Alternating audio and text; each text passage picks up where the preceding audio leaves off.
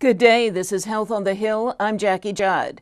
President Obama delivered his State of the Union message last night and made only a modest mention of the issue that helped define the first half of his administration, health care reform.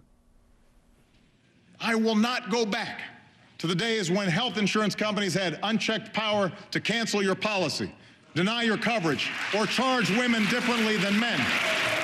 Here to discuss the State of the Union and the Republican response is Kaiser Health News reporter Agnes Carey. Welcome as always. Thank you. I took a look at earlier State of the Union speeches. Back in 2010, the president devoted about 7 paragraphs to the issue of health care reform, a couple last year.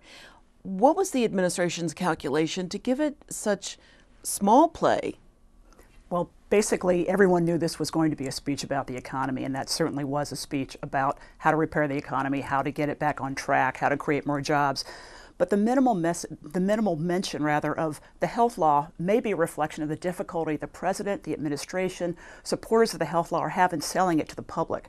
For example, the latest Kaiser Family Foundation tracking poll found that just 41% of Americans have favorable views of the law, 43% have unfavorable views. The individual mandate, this requirement that most Americans by 2014 have to purchase insurance or pay a fine, that's the issue before the Supreme Court right now, that is wildly unpopular with the public.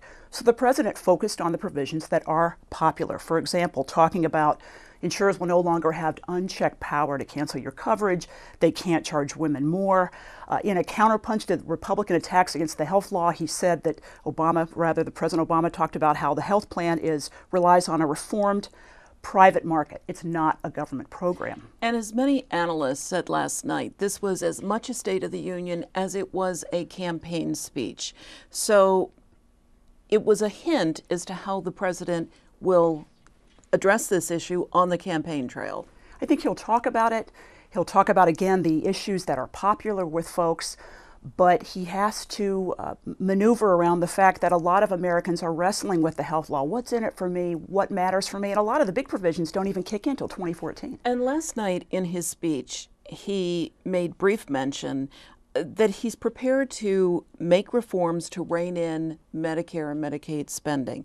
And that's what Indiana Governor Mitch Daniels zeroed in on the Republican response. Take a listen. We must unite to save the safety net. Medicare and Social Security have served us well, and that must continue. But after half and 3/4 of a century, respectively, it's not surprising they need some repairs. We can preserve them unchanged and untouched for those now in or near retirement, but we must fashion a new, affordable safety net so future Americans are protected too.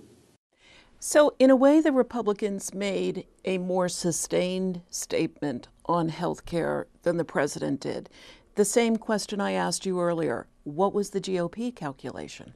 Well, they evidently have a great comfort level now of talking about Medicare, of talking about Medicaid and the safety net. Mitch Daniels mentioned the safety net 6 times. He talked about how we can't afford to give Medicare benefits to millionaires anymore. This whole issue of income relating that has come in and out of the discussion. I think that Republicans they're trying to cast themselves as protectors of Medicare and Medicaid. Of course, the views they have versus Democrats and the president are extremely different, but I think it shows a comfort level that they would hit this so hard in their response and have such a sustained discussion. Change of course, but sticking on the issue of Medicare. Yesterday, just before the State of the Union, House and Senate conferees got together for the first time to discuss the payroll tax extension, the cut. And part of that, of course, is the doc fix. What should doctors who treat Medicare patients be reimbursed? Any progress in those conversations? This was about an hour and a half of opening statements, but it became clear that both Republicans and Democrats on the conference committee do not want Medicare physicians to face a 27% payment cut at the end of February, which is when the current fix expires. The difference, of course, as always, is on how do you pay for it. Several Democrats talked about using the war savings to pay perhaps for a long-term fix for the sustainable growth rate. Republicans aren't really crazy about that. Dave Camp, who heads the conference, head of the Ways and Means Committee, said using war savings for the SGR is not on his top 10 list, but everyone seems committed to fixing it. The question is, how do you finance it? Okay, thank you so much. Agnes Carey of Kaiser Health News. Thank you.